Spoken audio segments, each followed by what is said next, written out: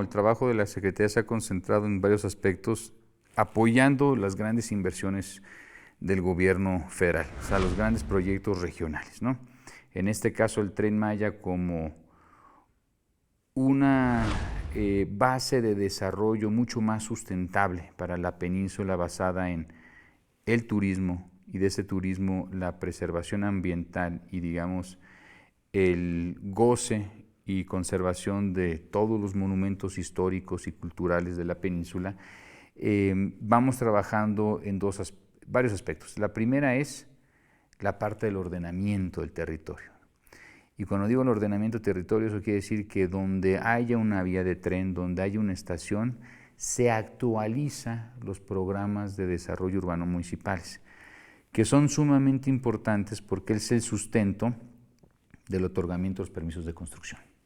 Entonces, para que una ciudad o un municipio pueda tener un mejor crecimiento urbano, primero es que esos programas estén actualizados, definan muy claramente dónde sí y dónde no urbanizar, y dónde sí, de qué mejor forma, para evitar la extensión urbana, que vayamos a ciudades un poco más compactas, más justas, más equitativas, mejor conectadas, ¿no?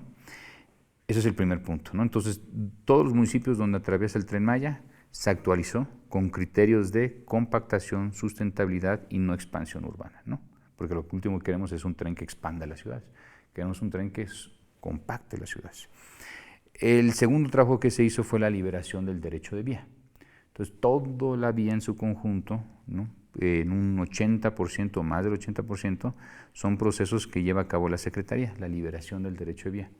Procedimientos de expropiación, que sé que suena, pero todas las expropiaciones fueron concertadas, porque es un proceso mucho más eficiente de comprar un suelo, ¿no?, porque es más rápido. Si un ejido o una propiedad privada está emproblemado por mil motivos, el proceso de expropiación es una forma mucho más rápida de poder liberar ese suelo. Y por último, es el tema de la ejecución de infraestructura dentro de estas comunidades. Particularmente, pues la Secretaría se ha concentrado mucho en lo que son los equipamientos públicos, en esta noción o en esta idea de el derecho a la ciudad. Este concepto, ¿no?, de que un concepto que ya lleva 30 años, de decir, ¿por qué yo tengo el derecho a tener una calle bien iluminada? ¿Por qué yo tengo el derecho a tener un hospital cercano a mi casa? ¿Por qué yo tengo el derecho a tener una escuela, un mercado cerca de donde yo vivo? ¿Por qué yo tengo el derecho de no vivir en las afueras, sino dentro de las propias ciudades, al centro de las propias ciudades? Entonces, mucho de las zonas, de las grandes extensiones urbanas en las últimas 30 años aproximadamente, pues carecen de equipamientos, espacios públicos de calidad, ¿no? En zonas centrales como la Cuauhtémoc, ¿no?, pues tienes, ¿no?, íconos, ¿no? O sea, tienes Avenida Reforma en la Ciudad de México, tienes Bellas Artes, la Alameda Central, pero hay otras, hay un México profundo, muy abandonado. De las extensiones urbanas que fueron desdoblándose, en muchas ocasiones también sobre ejidos y comunidades carentes de infraestructura y que no conformaron, pues, adecuadamente espacios públicos como plazas, deportivos, mercados, escuelas primarias, secundarias, teatros, todos esos equipamientos de corte público, ¿no?, que se gozan en muchas ocasiones en zonas céntricas, en Guadalajara, Monterrey, Ciudad de México, en otras zonas, pero que no, hay otros miles y millones de mexicanos que no tienen ese derecho. Es un proceso digamos, de negociación, ¿no? En el caso, digamos, de liberación de derecho de vía, donde a lo mejor hay un conjunto de invasiones, ¿no? Entonces, pues es ir a hablar con ellos, negociar con ellos, llegar a acuerdos con ellos y cumplir los acuerdos. Ese es el tema central, cumplir los acuerdos a la gente con la cual hay que negociar para la liberación de los derechos de vía. Si en el momento que no cumplas, en ese momento cualquier infraestructura como 1.500 kilómetros del Tren Maya, ¡pum!, se van cerrando. Entonces tienes que ser muy claros en los procesos de negociación, de liberación, de adquisición, de compra, de expropiación y también las contraprestaciones que hay que ver con las comunidades, ¿no? Es decir, Bueno, está bien, pero también acordamos en hacer un centro cultural, un centro de salud, en hacer una pavimentación. O sea, hay procesos de negociación que se tienen que cumplir con medidas resarcitorias para que esa comunidad pues asuma que va a ser beneficiada, pero que también el Estado mexicano, tiene que contribuir en ese proceso de negociación. Pues va a ser un proceso que va a tomar años. O sea, ahora lo que va a requerir hacer la nueva administración con la doctora Claudia Sheinbaum es, sí, está el sistema, ya está conectado, ya están las estaciones, pero falta la otra milla.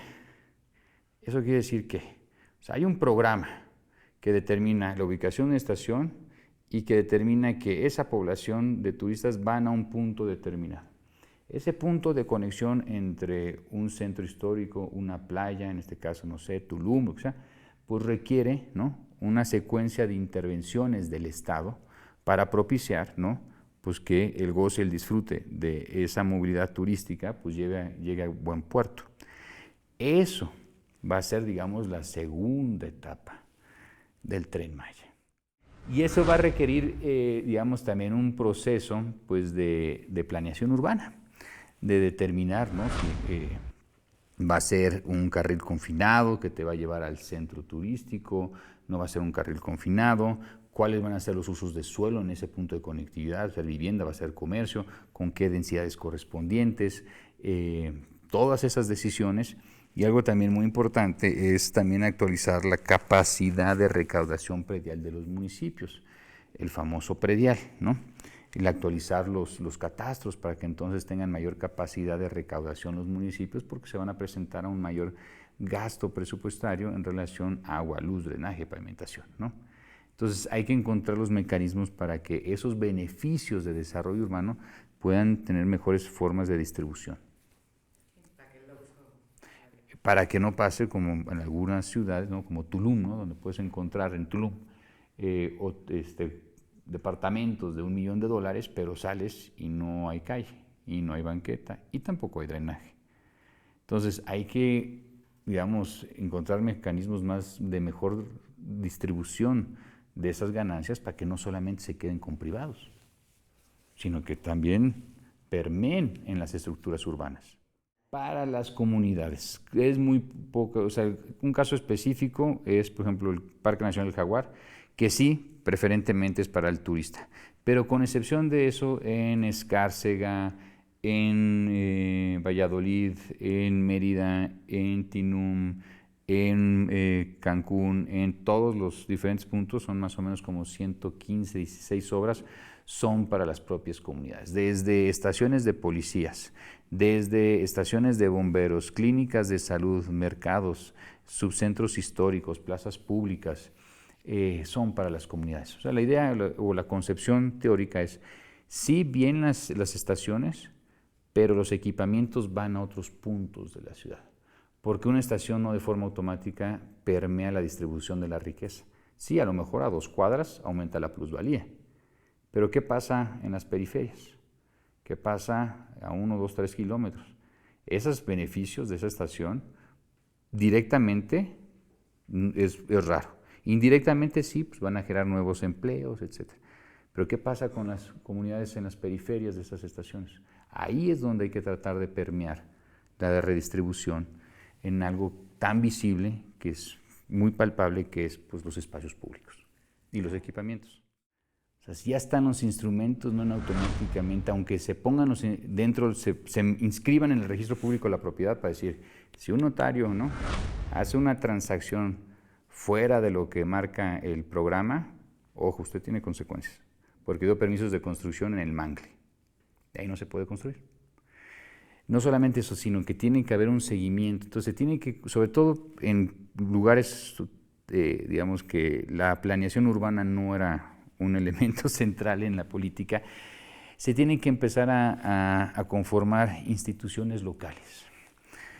Hay unas cosas que se llaman, o ciertos institutos que se llaman INPLANES, que son oficinas de no más de 3, 4 personas, se llaman institutos de planeación municipal, que buscan tener autonomía y que, aunque cambien de presidente municipal, pues le den seguimiento a los programas. que estén sobre todo más presentes los gobernadores en los propios instrumentos.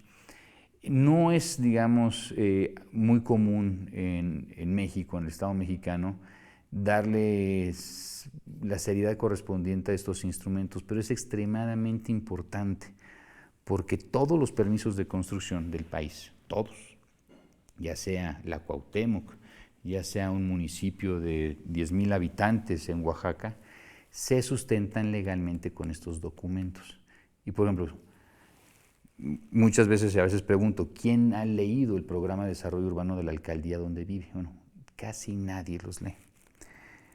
Pero el poder leer estos documentos, aunque si a uno le da sueño, ¿no? Esto tiene insomnio, lo puede leer, también te da o te permite criticarlos y decir, oiga, presidente municipal, pues sabrá que el programa municipal de donde yo vivo no está actualizado y sin embargo dieron un permiso de construcción a una gasolinera donde no.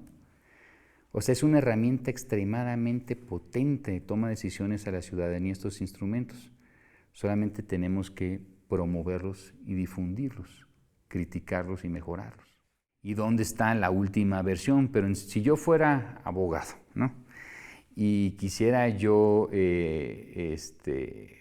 irme contra un desarrollo que no está sustentado en el programa de desarrollo vigente o no está vigente, pues las posibilidades de amparo son altísimas.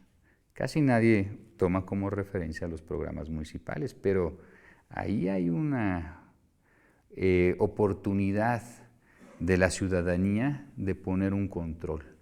Porque si tú no tienes tu programa actualizado, ¿por qué diste el uso del permiso de construcción? Legalmente, ahí, la autoridad correspondiente puede decir, sí, estoy emproblemado.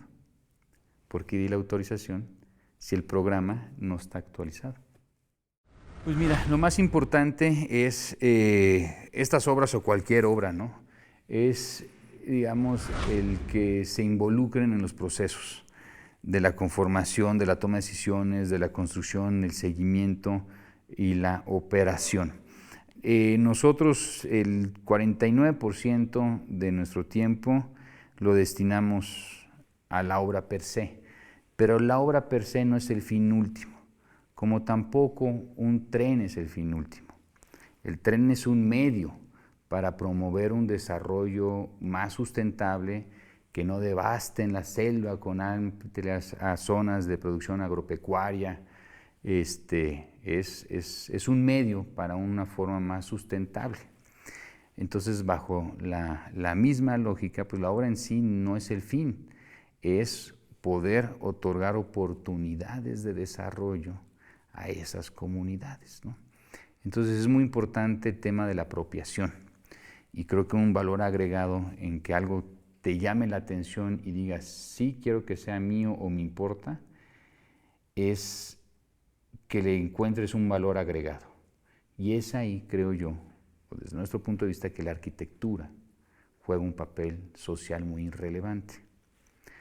Si algo está bien conceptualizado y tiene un valor agregado de una belleza, digamos, no solamente el derecho a la ciudad, sino el derecho a la belleza, en automático te genera un sentido de apropiación, porque es algo que me importa, es algo que tiene un valor agregado.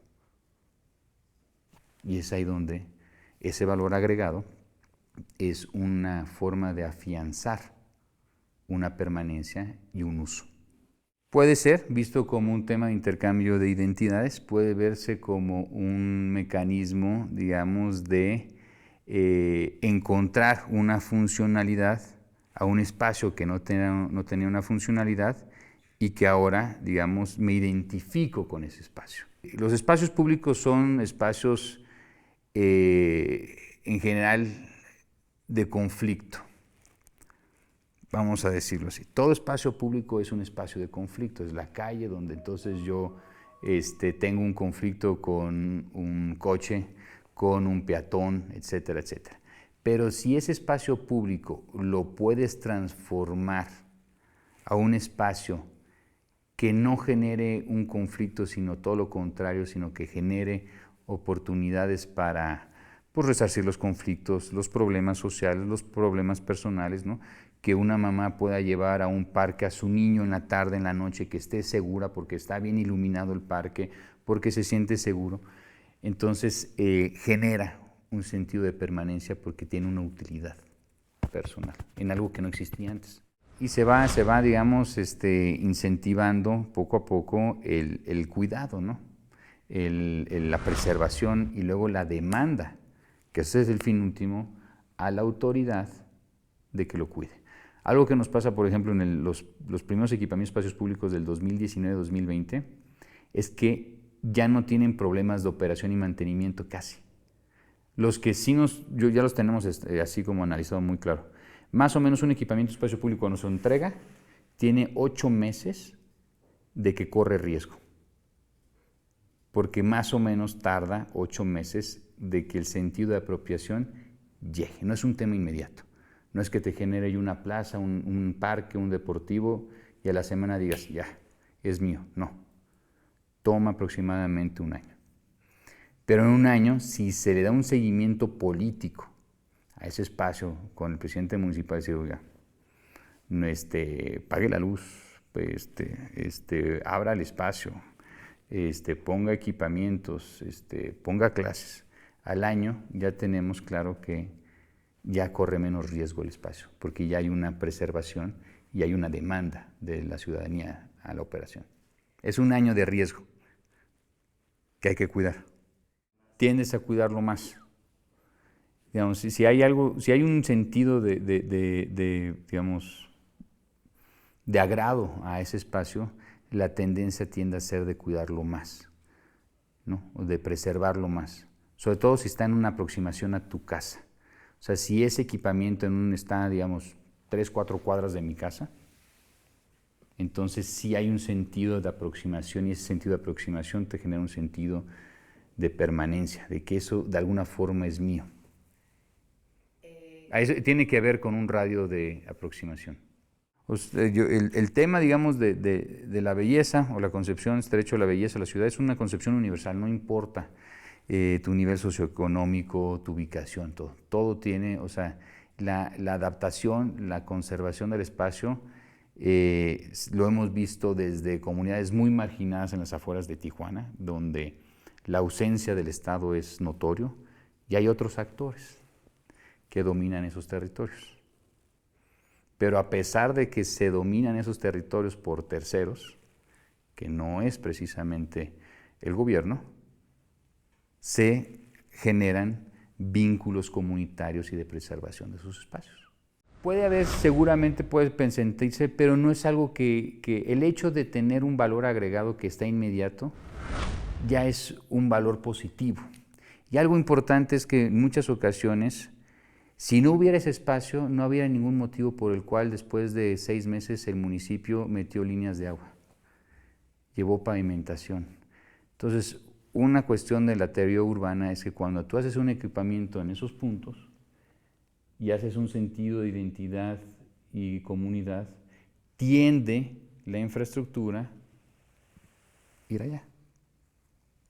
Empiezan a llegar calles, empiezan a llegar agua. ¿Por qué? Porque está esa intervención. Si no, no hubieran llegado las calles, el agua y el drenaje.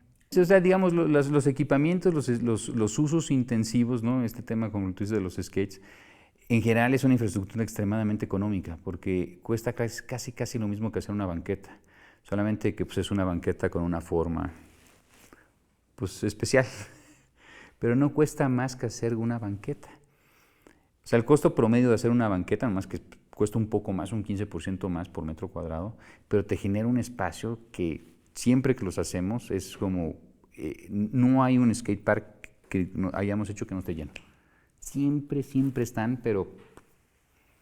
Y el mantenimiento es bajísimo, nomás tienes que poner un par de luminarias y generas un sentido de identidad y permanencia y seguridad.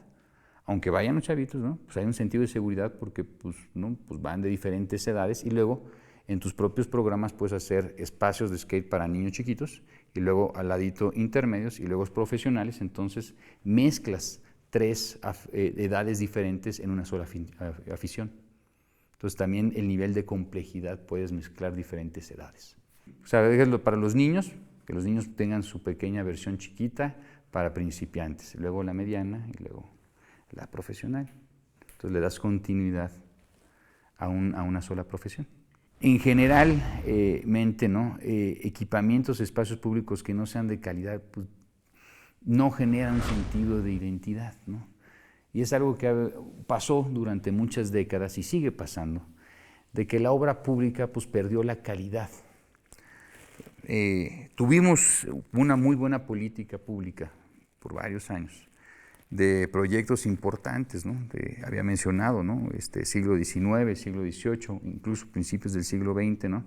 Está Ciudad Universitaria, está Tlatelolco, está Unidad de Independencia, están estos grandes íconos e hitos urbanos que trascendieron y dejaron un legado de la calidad del espacio público como una política pública. Se perdió en el momento neoliberal y pues era hacer parques sin calidad, sin diseño y que la duración y el tiempo de vida pues muy cortos, ¿no? Entonces lo que te permite el buen diseño, que eso contempla el uso, el material, etcétera, es que el tiempo de vida es mucho más amplio. Y creo yo, desde una óptica personal, que se requiere de suelo interurbano. O sea, para empujar y hacer 1 millón de viviendas, el valor agregado de esas viviendas es que se encuentren dentro de las ciudades. Entonces se tiene que generar una política de suelo, porque no se puede replicar o no se debería replicar el modelo, digamos, de desarrollo extensivo periférico. Ya ese modelo mostró en el foxismo que no dio, que dejó 650,000 viviendas abandonadas. Entonces, se tiene que hacer un análisis más profundo, decir qué suelo interurbano se puede obtener, qué modificaciones de uso de suelo permite cierta mayor densidad para que sí aquí en la Cuauhtémoc pueda yo tener vivienda social de 1 millón de pesos. Solamente, únicamente, si el suelo es un suelo accesible, porque cuesta lo mismo el kilogramo de varilla, de concreto o de bloc aquí o en las afueras. ¿Cuál es el costo? Es el suelo. Es el suelo el elemento central para poder encontrar y hacer vivienda de interés social adentro de la ciudad, como un acto de justicia. Como Estado tienes la obligación ahora de liberar, adquirir suelo para este tipo de vivienda social. Hay muchos vacíos, que ese es un análisis a detalle que se tienen que hacer con los 3 órdenes de gobierno. Es la Federación, el Estado y los municipios, decir, a ver, entre todos, ¿cuál es nuestro suelo? ¿Dónde está nuestro posible suelo? Y pues posibles procesos de negociación con terceros. Nos pueden hacer la solicitud a través de la SEDATU, ¿no? Está el portal web, ahí hacen y llegan muchas solicitudes correspondientes, pueden ser privados, pueden ser municipios, pueden ser estados, incluso pues, nosotros mismos, ¿no? Entonces nosotros recibimos muchas solicitudes, las vamos evaluando, pero algo que sí es importante señalar es que la gran mayoría de las intervenciones se hicieron en las inmediaciones de los grandes proyectos de desarrollo regional. O sea, en las inmediaciones del Aeropuerto Internacional Felipe Ángeles, a lo largo del Tren Maya, a lo largo del Istmo de Tehuantepec, en las inmediaciones del Aeropuerto de Tulum. Entonces, sí tiene, digamos, una vocación muy específica de complementar este tipo de inversiones federales. Y es un trabajo, pues todos, antes de que entre una retroexcavadora, en general, 1 año antes, pues entra un equipo de urbanistas, sociólogos, pues hacer un proceso de metodología participativa, de discusión con los municipios, con las autoridades, pues para generar una cartera de inversión de, primero, cuáles son los polígonos de mayor carencias y sobre esas, qué necesidades son.